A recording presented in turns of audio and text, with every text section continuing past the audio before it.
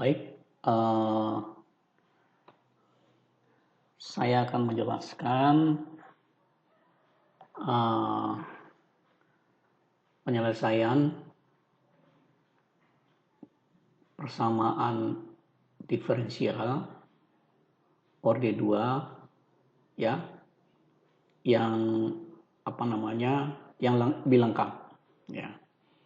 Sebelumnya kita tahu bahwa persamaan orde 2 ini ya, di sebelah kanannya sama dengan 0 atau fx-nya ini sama dengan 0. Oke, sehingga disebut dengan persamaan diferensial orde 2 homogen. Nah, bagaimana kalau seandainya persamaan di sebelah kanannya atau fx-nya tidak sama dengan 0? Oke, nah biasanya sebelah kanan itu adalah akibat ini pemodelan dari fungsi beban luar. Oke, yang sebelah kanan. Nah, kalau bentuk persamaan diferensial orde 2 ya lengkap seperti ini, maka solusinya ada dua. Ya, solusi yang pertama ya disebut dengan solusi komplement, di mana untuk menentukan solusi komplement maka sebelah kanan fx diasumsikan sama dengan 0 terlebih dahulu. Oke. Selanjutnya kita menentukan namanya solusi khusus atau partikuler sesuai dengan fungsi di sebelah kanan. Nah, karena solusinya sesuai dengan fungsi di sebelah kanan, maka solusinya khusus atau partikuler khusus terhadap fungsi yang ada di sebelah kanan. Oke, nah baik. Nah, untuk solusi komplement seperti yang sudah dijelaskan sebelumnya, ya, dijelaskan sebelumnya. Nah, sekarang kita fokus ke bagaimana menentukan solusi khusus atau partikuler. Oke, di bawah ini adalah panduannya. Jadi kalau misalnya di sebelah kanan fx-nya itu adalah sebuah konstanta k, ya misalnya fx sama dengan 3, fx sama dengan 4, fx sama dengan 100 ya, fx sama dengan a, fx sama dengan z ya. Nah, maka kita akan mengasumsikan ya solusi partikulernya y sama dengan c atau konstan. Nah, Anda bisa menggunakan y sama dengan e, boleh y sama dengan d, intinya dia sebelah kanan itu adalah konstanta. Oke, nah tetapi kalau misalnya fx itu berbentuknya adalah memiliki variabel x juga, ya karena ini fungsi x ya. Jadi misalnya fx sama dengan kx, atau fx sama dengan 2x, atau fx sama dengan 3x, atau fx sama dengan 1000x, atau fx sama dengan min 2x. Min 2 itu adalah konstantanya, x adalah variabel. Oke, jadi kalau seandainya sebelah kanan fx itu sama dengan kx, maka ya, kita memisalkan sebuah solusi yaitu y sama dengan konstanta kali x tambah konstanta. Jadi misalnya cx tambah d atau dx tambah f. Nah, biasanya pemisalan huruf yang digunakan, kalau misalnya menggunakan huruf, maka itu lanjutan dari solusi komplement. Jadi misalnya di sini komplementnya itu ada dua, karena ini orde 2, jadi ada dua solusi komplement, ada dua solusi ya, di mana di situ ada dua konstanta. Jadi misalnya konstantanya sudah menggunakan A besar, B besar, maka lanjutannya ada C. Atau kalau ini yang di bawah ini ada dua, berarti AB pada solusi komplement, maka yang partikular itu kita lanjutkan menjadi CX tambah D. Oke, sehingga memudahkan kita nanti melakukan analisis selanjutnya. Oke, jadi istilah kenapa kita menggunakan C dan D itu kan hanya mau menunjukkan bahwa itu adalah sebuah nilai konstanta. Oke, nah bagaimana kalau fx-nya adalah kx kuadrat? Ya, di mana variabelnya pangkat 2. Oke, maka pemisalannya itu juga pangkat 2. Jadi ingat ya, ini adalah pangkat 1, maka ini juga pangkat 1 variabelnya. Sementara ini konstanta, tidak ada variabel, maka tidak ada variabel. Jadi ikuti aja yang ini, tetapi maksudnya yang komponen belakang itu ikuti. Jadi misalnya CX harus tambah D. Jadi harus ada muncul komponen konstanta saja. Jadi misalnya CX kuadrat, maka ini kuadratnya kurang 1 berarti DX ditambah E. Gitu ya. Nah, kalau misalnya bagaimana kalau KX pangkat 3? Ya berarti ini menjadi CX pangkat 3 ditambah DX kuadrat ditambah EX ditambah F. Nah, model seperti itu ya. Oke, sekarang bagaimana kalau dia fungsi dari sinus X atau fungsi dari kosinus X? Maka kita asumsikan itu lengkap. Jadi C cos X tambah D sin X. Mau dia sin X atau cos X, jadi seperti ini. Oke, jadi ingat ini ya, sin dan cos ya, tidak ada tangens di sini ya. Jadi kalau tangens berarti ya dirubah dulu ke sinus atau kosinus sehingga pemisahannya seperti ini. Kemudian bagaimana hiperbolikus, sama aja ya, sehingga cosnya diganti hiperbolikus, sinusnya menjadi sinus hiperbolikus. Kemudian bagaimana kalau eksponensial ya, misalnya E pangkat KX. Nah, itu tinggal ditambahkan konstanta di depannya, jadi E pangkat KX. Jadi misalnya E pangkat 2X berarti nanti CE pangkat 2X. Oke, seperti itu ya. Nah, contohnya di bawah sini ya. Misalnya di sini fx sama dengan 2x kuadrat tambah 5. Ini fx sebelah kanannya ya. Maka kita memisalkan solusinya adalah y sama dengan, jadi jangan melihat 5-nya ya. Jadi yang dilihat adalah x kuadratnya ini. Sehingga menjadi cx kuadrat tambah dx tambah e. Oke. Nah, kita lanjut berikut. Nah, contoh misalnya fx sama dengan 2x kurang 3 ya. Karena ini 2x, maka ini menjadi cx tambah d. Fx sama dengan e pangkat 5x. Nah, karena ini e pangkat kx atau e pangkat 5x atau e pangkat 1000x, maka ini menjadi y sama dengan c e pangkat 5x. Jadi kalau e pangkat 1000x berarti menjadi c e pangkat 1000x. Oke, contoh yang ketiga. Misalnya fx sama dengan sin 4x. Oke, maka langsung misalkan menjadi c cos 4x nih. Ulangi lagi, 4x ditambah D sin 4x. Fx sama dengan 3 kurang 5x kuadrat. Nah, ini ingat, 5x kuadratnya Anda lihat, nggak usah lihat 3-nya. Jadi menjadi cx kuadrat tambah dx tambah e. Fx sama dengan 27, ya berarti y sama dengan c. Fx sama dengan 5 cos hiperbolikus 4x, ya berarti c cos h. X tambah d sin hiperbolikus 4x. Ya, mudah-mudahan Anda bisa memahami ya, ini contoh-contohnya. Nah, sekarang kita langsung aplikasi. Misalnya diketahui persamaan diferensial biasa orde 2 ya, di mana sebelah kanannya adalah sebuah konstanta. 24 itu adalah sebuah konstanta. Maka komplemennya adalah seperti yang sebelumnya, d kuadrat y per dx kuadrat langsung m kuadrat dikurang 5m ditambah 6, oke, sama dengan 0. Oke, maka berdasarkan persamaan ini kita bisa faktorkan, karena ini 6 itu adalah 2, 3, 1, 6. Sementara ini positif berarti bisa plus-plus atau bisa minus-minus. Nah, ternyata di B itu minus 5. Ya berarti ini min 2, min 3. Nah, min 2, min 3. Oke, berarti M sama dengan 2. M1 sama dengan 2. Ya, M2 sama dengan 3. Sehingga Y sama dengan E pangkat 2X ditambah BE pangkat 3X. Oke, jelas ya. Karena ini ingat, ini kuadrat ya. Berarti dia punya dua solusi atau dia punya dua konstanta. Oke, jelas. Oke, selanjutnya contoh lagi. Nah, sekarang untuk solusi khususnya gimana? Nah, solusi khususnya tinggal fx sama dengan 24. Kita misalkan y sama dengan c, kita turunkan 1 kali, berarti dia 0 karena konstanta. Turunkan 2 kali juga sama dengan 0. Kemudian ini kita input masuk ya, y-nya dy per dx, d kuadrat y per dx kuadrat, dan y-nya itu kita input kembali ke persamaan semula. Oke, persamaan semula yang ini. Jadi d kuadrat y per dx kuadrat kita gantikan dengan ini, dengan 0. Lalu d per dx-nya kita ganti 0 ya.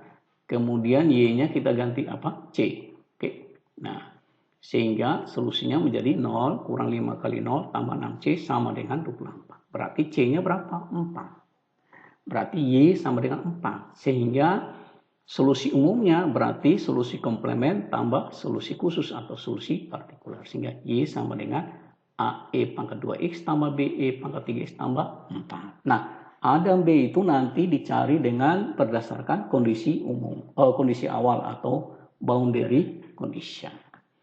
Oke, kita lanjut ya. Nah, selanjutnya kita lihat contoh berikut lagi, yaitu D kuadrat Y dx kuadrat kurang 5 dy dx ditambah 6y sama dengan 2 kali sin 4x. Nah, pertama solusi komponen dulu, yaitu yang sebelah kiri sama dengan 0. Oke, maka kita bisa tuliskan menjadi M kuadrat kurang 5M tambah 6 sama dengan 0. Oke, nah sehingga kita bisa faktorkan. Ini 6 seperti tadi, berarti M1 sama dengan 2, M2 sama dengan 3. Sehingga jawabannya adalah Y sama dengan AE pangkat 2X tambah BE pangkat 3X. Nah, solusi khusus partikularnya adalah Fx sama dengan 2 sin 4X. Maka kita misalkan C cos 4X ditambah D sin 4X. Lalu kita turunkan satu kali ya menjadi, karena turunan dari cos adalah min sin, berarti ini 4 min 4C sin 4X ditambah turunan dari sin menjadi cos, sehingga 4D cos 4X. Oke, turunan satu kali lagi karena ini ada turunan sampai kedua, kita turunkan satu kali, sin menjadi cos ya, tandanya tidak berubah menjadi 16C cos 4X. Ini cos menjadi sin berarti minus, berarti min 16D sin 4X. Oke, nah sekarang kita yang D kuadrat Y, dx kuadrat, dy, dx, dan Y kita masukkan kembali ke persamaan awal karena di atas. Oke, jadi berarti yang D kuadrat Y, dx kuadrat kita masukkan sebelah sini, saya kasih kotak biru, ditambah yang kuning itu yang dy per dx, ditambah yang merah yang di atas. Oke, ini 6y ya, jadi 6 kali Oke, sama dengan 2 sin 4x. Ya, ini dx kuadrat, ini min 5 dy per dx, ini tambah 6y. Oke, nah selanjutnya kita akan dapat ya, kita sederhanakan yang sama, kita gabungkan semua ya. Nah, sehingga di sini kita tahu bahwa konstantanya ya, dari sini konstanta. Kalau Anda lihat konstanta, kalau Anda lihat ini sin ya, cos. Nah, di sebelah kanan sin itu koefisiennya 2. Di sebelah kiri sin ya, itu koefisiennya berapa? 20C kurang 10D. Jadi 20C kurang 10D sama dengan 2. Oke, gitu ya. Nah, selanjutnya kita dapatkan satu lagi. Untuk koefisien cos kan di sebelah kanan tidak ada cos, jadi hanya 10C ya, ditambah 20D. Oke, jelas? Nah, dari dua persamaan ini kan kita mau mencari C dan D, sehingga kita lakukan boleh pakai matriks atau boleh substitusi langsung. Oke, kita substitusi, berarti ini D-nya udah sama, kita tambahkan ya, berarti D-nya hilang, berarti 40C tambah 10C, 50C sama dengan 4, berarti C-nya ketemu. Nah, setelah C ketemu, lalu kita input masuk kembali ke persamaan awal, kita dapatkan D-nya min 1/25. Oke, nah sehingga Y, C-nya langsung 1/25 kali ini dikurang ini ya. Jadi kita C-nya ganti, D-nya ganti, kita dapatkan seperti ini. Sehingga solusi umumnya adalah gabungan dari yang solusi komplement dan solusi partikular. Inilah jawabannya. Oke. Nah, berikut. Nah, itu adalah solusi ya, solusi secara lengkap gitu ya. Oke. Nah, yang berikut saya akan sampaikan untuk menyelesaikan persamaan diferensial itu ada banyak cara ya. Yang pertama seperti yang sudah saya jelaskan. Nah, yang berikut ini kita menggunakan yang namanya operator D. Tujuannya adalah sebetulnya cara saja sih untuk memudahkan di dalam perhitungan matematik atau analisis matematiknya ya. Jadi di sini saya hanya menggantikan D per dx-nya dengan D. Nah, D itu yang disebut dengan operator D. Oke, jadi D itu sama dengan D per dx ya. Jadi kalau di situ ada D sin x per dx ya, maka ditulis D sin x ya. Jadi D sin x itu maksudnya turunan dari sin x. Saya singkatnya D sin x berarti turunan dari sin x sama dengan cos x. Oke. Nah, cuman begitu. Jadi bedanya cuman begitu. Kemudian begini. E pangkat kx berarti turunan dari E pangkat kx sama dengan ya berarti tinggal k-nya. Kalau turunan itu berarti k yang di atas turun ke bawah. Jadi ke pangkat kx. Nah, berikut lagi. Kalau saya tulis begini, D dalam kurung x kuadrat tambah 6x kurang 5, berarti ini maksudnya turunan dari x kuadrat tambah 6x kurang 5. Ya, jadi berarti turunan dari sini kan berarti tinggal 2x ditambah 6. Oke, jadi lebih singkat kan daripada Anda menulis lebih lengkap. Nah, ini lebih singkat lagi. Oke. D tan x berarti ini turunan dari tangen x. Nah, dari tabel Anda bisa lihat tangen x itu turunannya adalah secant kuadrat x. Oke, nah D ln x, nah turunan dari ln x kan berarti 1/x. Ingat ln x itu adalah E log x ya. E log x atau disebut dengan ln x itu sama dengan turunannya adalah 1/x. Nah, yang berikut D sin 5x per x tambah 1. Berarti ini mau dimasukkan itu adalah turunan dari sin 5x per x tambah 1. Nah, ini karena persamaannya adalah rasional atau pembagian, maka seperti biasa pakai U per V ya. Jadi kalau kita pakai U per V ya, U per V Anda masih ingat ya. Jadi Y misalnya Y sama dengan U per V ya, maka Y aksen atau DY per DX ini sama dengan apa tadi? V dikali U aksen dikurang UV aksen per V kuadrat. Nah, seperti itu ya. Nah, apa maksudnya U aksen? U aksen itu berarti turunan dari U. Jadi ini kita misalkan bagian atas itu dengan U, persamaan U, kita misalkan yang bagian bawah dengan persamaan V. Ya, kemudian kita cari turunannya. Contohnya begini, yang atas ini ya. Jadi ini dari sini berarti kita tahu bahwa ini kan misalkan ya, Y sama dengan sin 5x per x tambah 1. Oke, ya. Maka yang mau dicari berapakah dy per dx. Oke, nah atau saya bisa tulis ya, ini D ya per dx, y-nya adalah ini, y-nya adalah sin 5x per k ditambah 1. Oke. Nah, sehingga ditulis singkatnya adalah D sin 5x per k tambah 1. Ya. Nah, karena itu, maka untuk menyelesaikan ini kita bisa misalkan, oke. Misal U sama dengan sin 5x. Oke, berarti U aksen atau DU per dx berapa nih? Berarti 5 cos 5x. Oke, 5 cos 5x. Nah, V sama dengan K ditambah 1. Berarti V aksen atau dV per dx sama dengan berapa? Ya, dV ini x tambah 1 ya, bukan K ya. Nanti salah lagi saya. X tambah 1. Oke, X tambah 1. Nah, V aksen dengan 1 kan? Oke, nah sehingga tinggal masukkan ke rumus ini.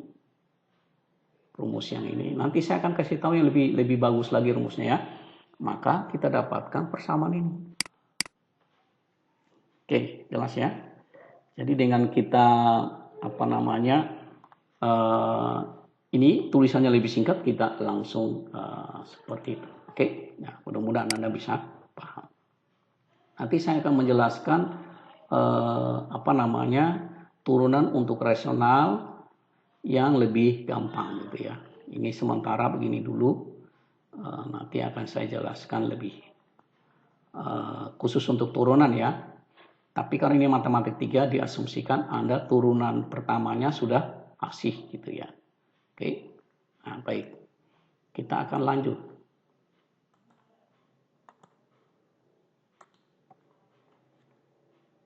Oke, kita akan lanjut ya.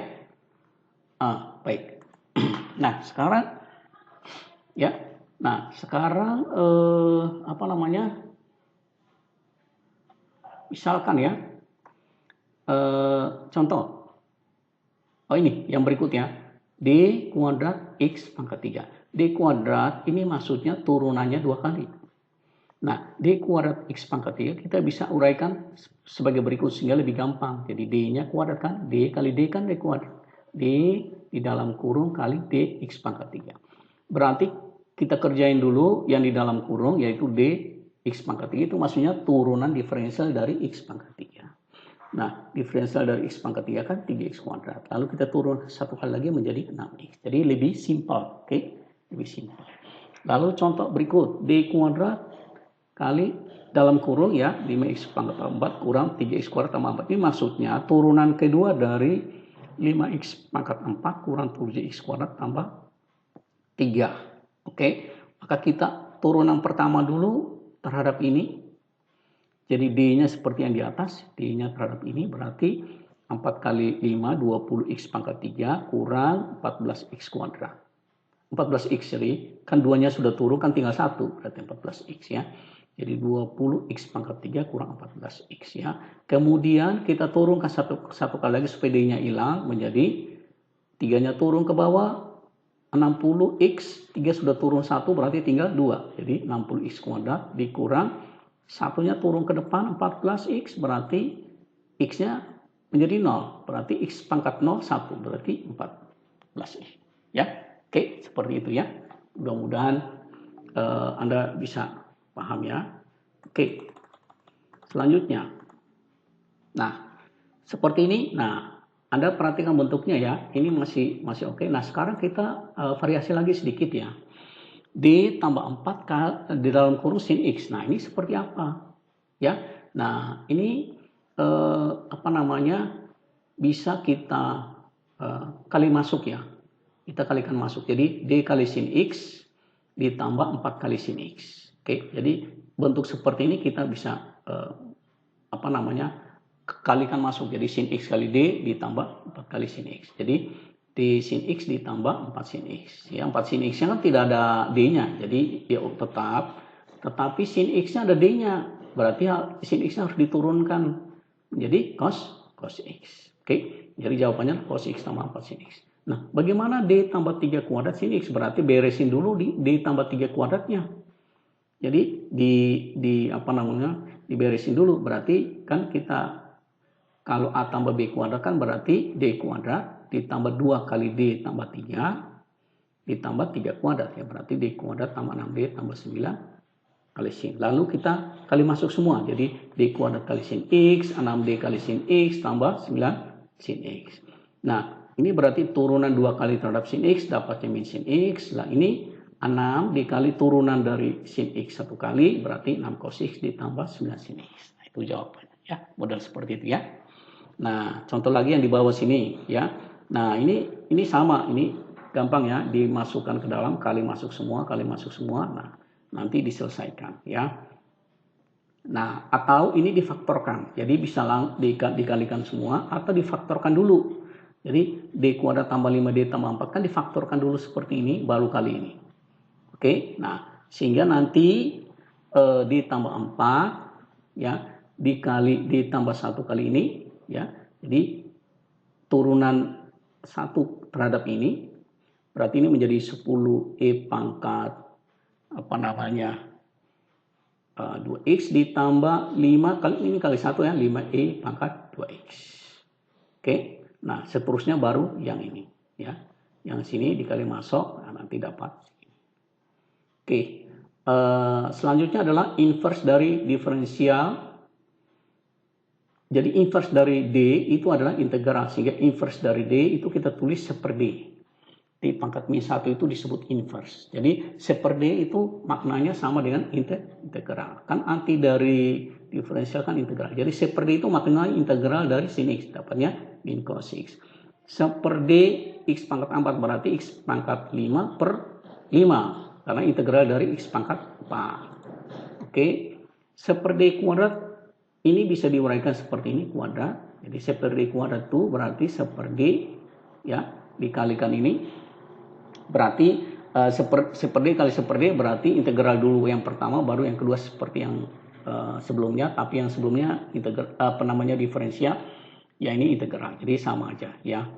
Nah, saya kira sampai di situ dulu ya. Nanti kita akan lanjut mengenai teoremanya, penggunaan teorema nanti baru aplikasikan untuk penyelesaian diferensial. Oke, saya kira demikian. Mudah-mudahan bisa dipahami untuk topik hari ini. Demikian.